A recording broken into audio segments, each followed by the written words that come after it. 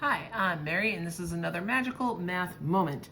This video is designed for my Algebra 1 kiddos who are learning about average rate of functions for the first time.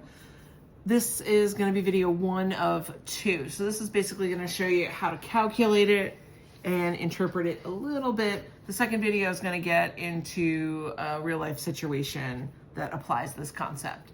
So let's get to it. When we're talking about a rate of change, you might be thinking about something you've learned previously in the course, a constant rate of change, and that's slope. So hopefully you remember that is the change in y over the change in x, or y2 minus y1 over x2 minus x1. So slope is a constant rate of change.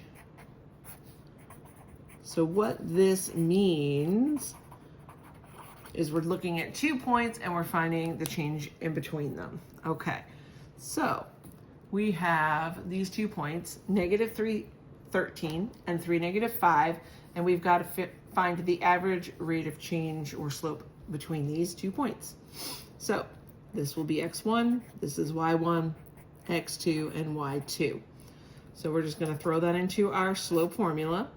So we have -5 minus 13 on top, 3 minus -3 on the bottom.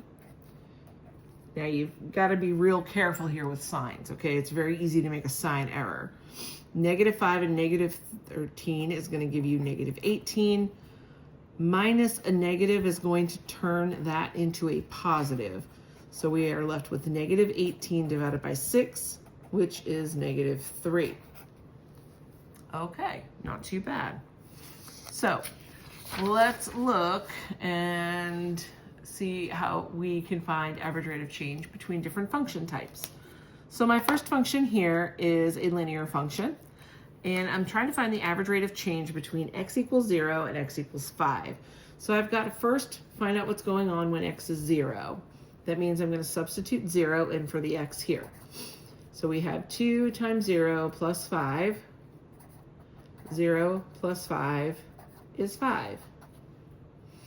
We also need to find out what's going on when x is 5.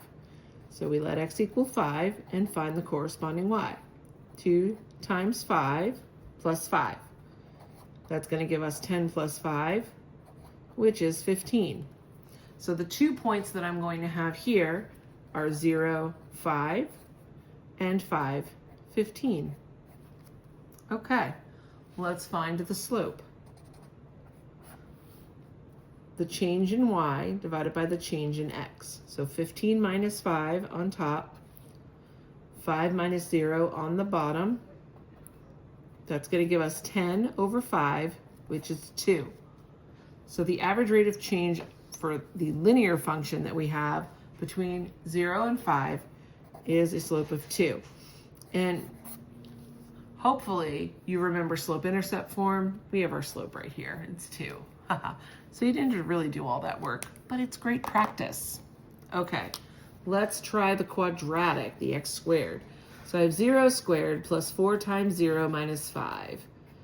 Well, these are just zeros, so they kind of go away, and I'm left, ooh, this should be a y, not an x, with a -5. Okay, so I'm also going to check when x is 5. So y is 5 squared plus 4 times 5 minus 5. That's 25 plus 20 minus 5. So 45 minus 5 is 40. Our 2 points here will be 0, -5, and 5, 40. So let's find the slope. On top, I have 40 minus -5. That's going to turn into 40 plus 5, which is 45. On the bottom, we have 5 minus 0 again. So our slope for this function is 9. And again, this is between the x values 0 and 5. Finally, at the end, we have y equals 2 to the x. That is our exponential function. So again, we're going to go ahead and substitute x as 0. So y equals 2 to the 0. Anything to the 0 is 1. So 0, 1. That's our first point.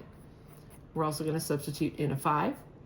So y is equal to 2 to the 5th. Remember, this is the same thing as 2 times 2 times 2 times 2 times 2, not 2 times 5. So that's going to give you a 32. So the 2 points we have in the exponential are 0, 1, and 5, 32. Okay. Next, we've got to find the slope. So we have 32 minus 1 over 5 minus 0. So I have 31 over 5. I'm not entirely sure what that is. It's 6.2. Okay. Great. So we have found the average rate of change for each of these functions on that interval.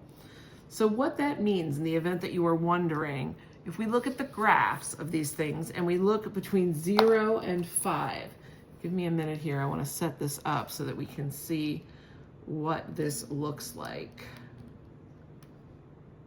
on a graph. I'm just looking at my y values real quick. I'm going to go up until, let's go up to 50 so we can see it well. All right, there's your linear function, there's your quadratic, and there's the exponential. So as we're looking here, we're looking at the change in y over the change in x.